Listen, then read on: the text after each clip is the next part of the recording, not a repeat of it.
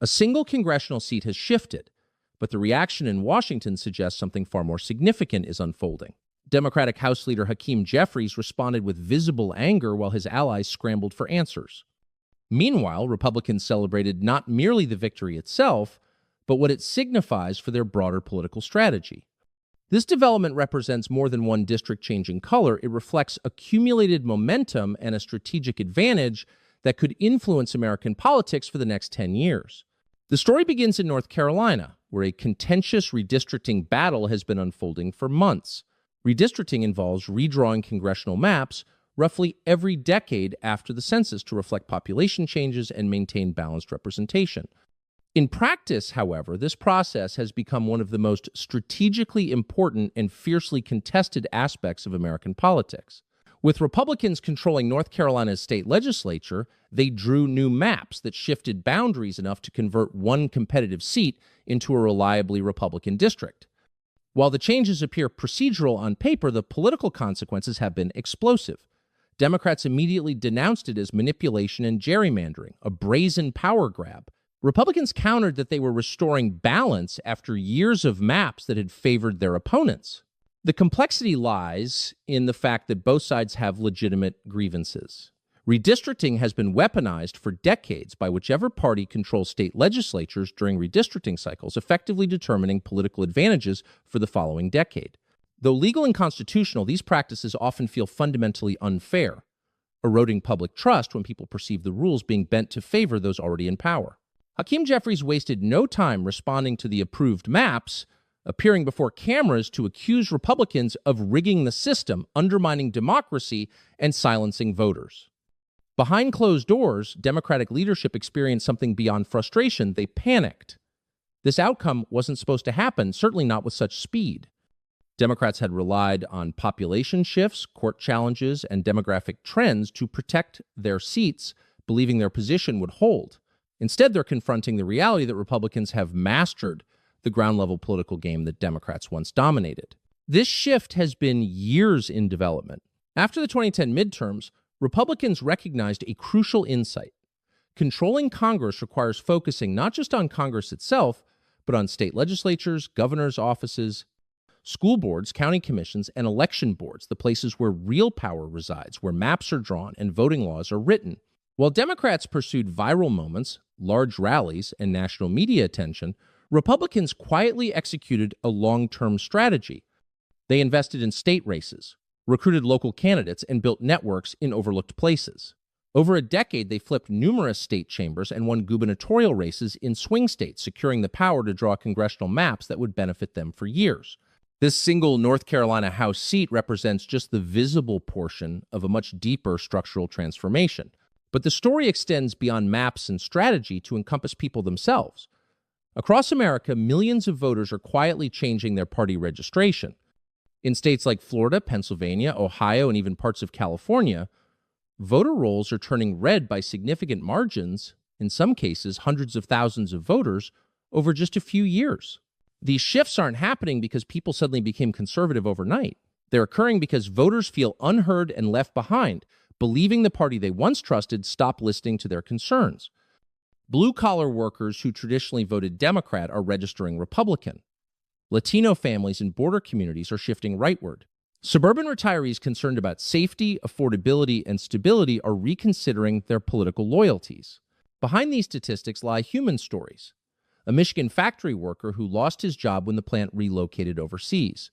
A grandmother in Arizona worried about rising neighborhood crime.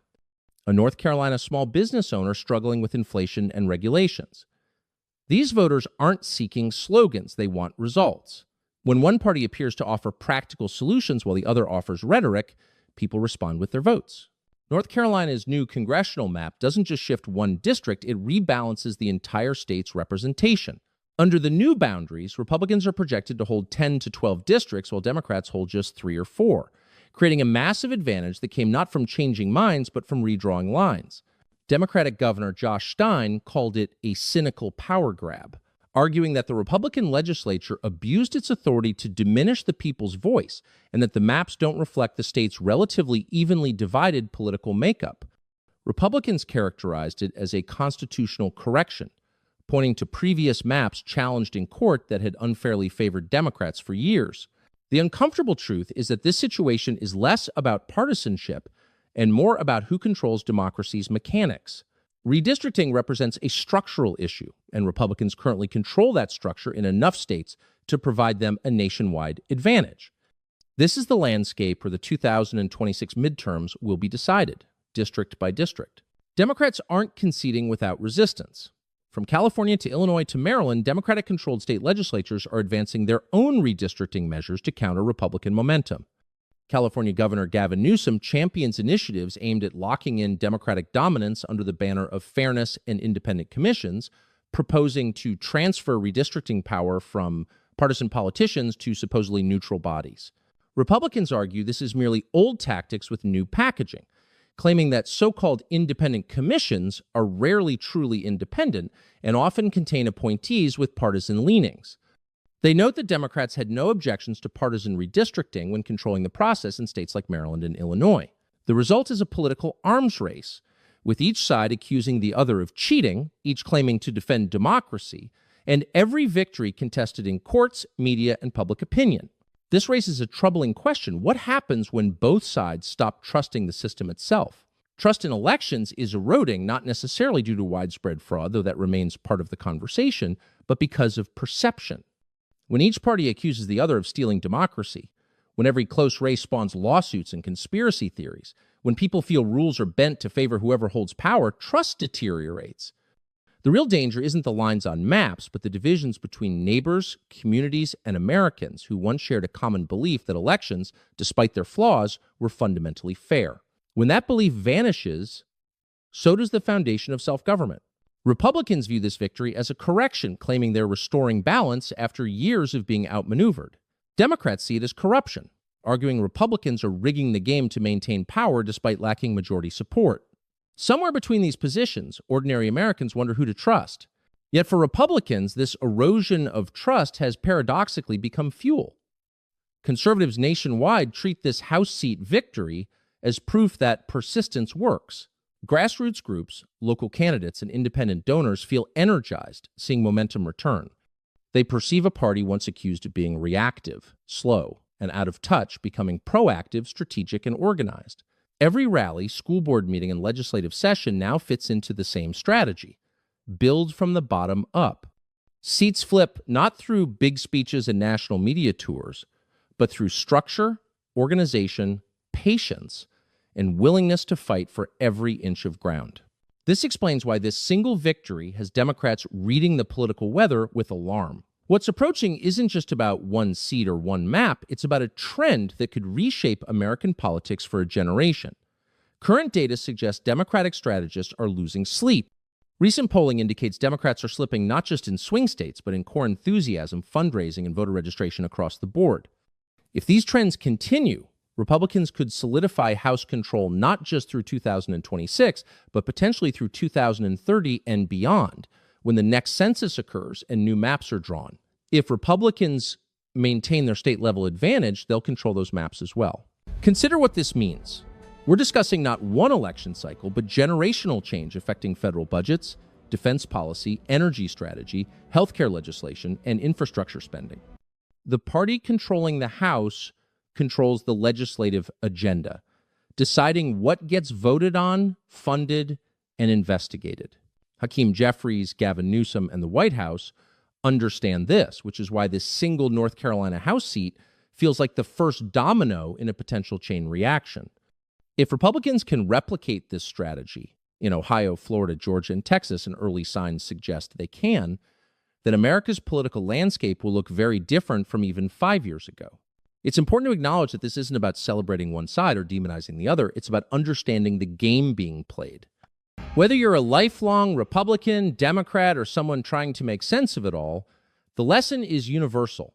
Political momentum comes not from good intentions alone, but from organization, persistence, and willingness to compete at every level.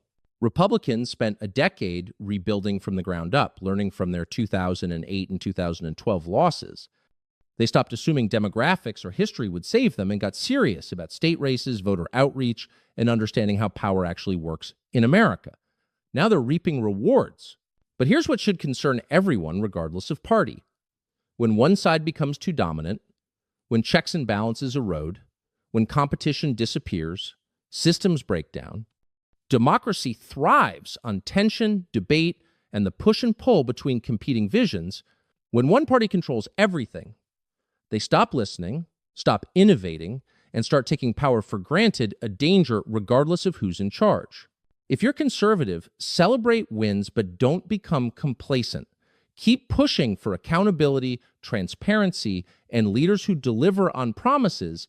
If you're progressive, don't despair. Use this moment as a wake-up call.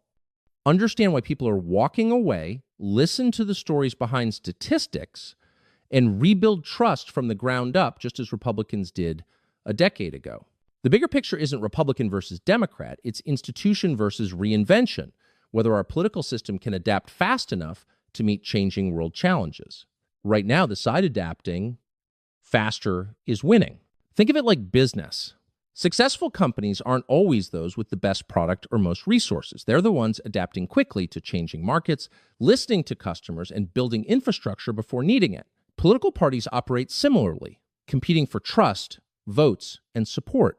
Those understanding the landscape, investing in fundamentals, and building local relationships are the ones winning. Republicans currently act like a company that invested heavily in research and development, spending years building tools, networks, and strategies, now paying off.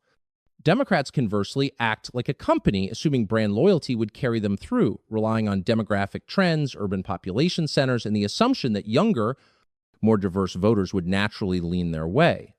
But loyalty without engagement fades, and assumptions without strategy lose to preparation every time. Where does this leave us heading toward the next election cycle? What should ordinary Americans pay attention to? First, watch state legislatures. State races don't receive the same attention as presidential or congressional elections, but they matter more than you might think because state legislatures control redistricting, voting laws, election administration, education policy, and tax policy things affecting daily life more directly than most federal legislation. To understand where national politics is headed, look at what's happening in Raleigh, Austin, Tallahassee, and Columbus. Second, pay attention to voter registration trends. When hundreds of thousands of people in a state switch party registration, it's not random, it's a signal about their experiences, frustrations, and hopes, often serving as a leading indicator of election outcomes. If registration swings one direction, the vote likely follows. Third, don't let the outrage machine control the narrative. Both parties are guilty of whipping up anger, framing every issue as existential, and making you feel the sky is falling if the other side wins. Yes, politics matters and elections have consequences, but the constant hysteria is designed to keep you engaged, donating, and clicking. Step back, take a breath, and look at facts rather than spin. The truth is usually more complicated than either side admits. Republicans aren't evil masterminds rigging the system. Democrats aren't helpless victims being cheated. Both sides play the same game with different current effectiveness levels. The real question isn't who's winning or losing, but whether the game itself serves the people it's supposed to represent. The deeper lesson, power always flows to those who understand the system better and work harder to shape it. That's not cynical, it's reality. If you dislike how the system works, the answer isn't checking out or giving up, but getting involved, learning the rules, organizing, voting, and holding leaders accountable. This pattern plays out in business, technology, and space exploration everywhere. Winning organizations aren't those with the best intentions, they're those with the best execution. Right now in American politics, Republicans are executing better. They identified weaknesses after 2008, built a plan, stuck to it for over a decade, and now see results. Democrats can learn from this. In fact, they must if they want to remain competitive, but it requires humility, listening to lost voters instead of dismissing them, investing in places written off as too red or not worth the effort, and rebuilding trust from the ground up, one conversation, one community, one race at a time. For all of us, regardless of party, it requires remembering that democracy isn't a spectator sport. It's something we all participate in, or it stops working. When only half the country votes, when people tune out feeling powerless or disgusted, when cynicism replaces engagement, that's when the system truly breaks down. Yes, one House seat changed hands, and yes, it's part of a much larger story about strategy, momentum, and structural power. But it's also a reminder that every vote counts, every local race matters, every map, every registration, every conversation about politics and policy, it all adds up. The country's future is shaped not by presidents or party leaders alone, but by millions of small decisions made by people like you. Hakeem Jeffries is furious not just because Republicans gained a seat, but because he sees the writing on the wall. Democrats face a structural disadvantage that could last a decade or more. Unless they adapt, unless they meet voters where they are instead of where they wish they were, that disadvantage will only grow. But this isn't the story's end, it's a chapter. Political winds shift, coalitions change, the party in power eventually overreaches, and the pendulum swings back. That's the pattern of American history. What matters is how each side responds to these moments. Do they learn? Do they listen? Do they rebuild? Or do they double down on failing strategies and hope for the best? The next few years will likely be defined by which party can reinvent itself faster. Republicans have the advantage now, but advantages don't last forever. They must deliver results, not just rhetoric, proving their policies improve people's lives, their leadership is competent and trustworthy, and they're worthy of accumulated power. If they fail, voters will remember, and the map will shift again. Democrats, meanwhile, have an opportunity disguised as a crisis. They can use this moment to reflect, reorganize, and reconnect with lost working-class voters. They can focus on state races, local issues, and building the grassroots infrastructure Republicans built 10 years ago. It won't be easy or fast, but it's possible. For the rest of us, the lesson is simple. Stay engaged, pay attention, don't let headlines or outrage distract from fundamentals. Understand how power works, hold leaders accountable, vote in every election, not just presidential ones, and remember that democracy is fragile. It only works if we all participate, if we all care enough to fight for it, even when frustrating or exhausting. What's at stake isn't just a House seat or congressional majority, it's whether we can still govern ourselves, have honest debates, peaceful transfers of power, and elections reflecting the people's will. Right now, that foundation is being tested not by foreign enemies or dramatic crises, but by slow structural shifts most people don't notice until too late. One seat changed hands, but the story behind it reveals so much more. It reveals a decade-long strategy coming to fruition, voter frustration manifesting in registration shifts, a Democratic Party scrambling to respond, and a system under strain where trust is eroding and every election feels like an existential battle. But it also reveals something hopeful, that persistence pays off. Grassroots organizing matters, local victories add up to national change, and no matter how bleak things look for one side or the other, the game isn't over. It's never over. As long as people keep showing up, keep voting, keep demanding better, there's always a path forward. This isn't the end, it's just the beginning. The 2026 midterms are already being shaped by today's decisions. The 2028 presidential race will be influenced by who controls Congress in the meantime. And American democracy's future will be determined not by politicians alone, but by millions of ordinary people deciding whether to engage or check out. The system only works if people stay involved, stay informed, and stay willing to participate even when messy and frustrating. Your country needs not just your vote, but your attention, your voice, your willingness to hold leaders accountable and demand a system working for everyone, not just the powerful or well-connected.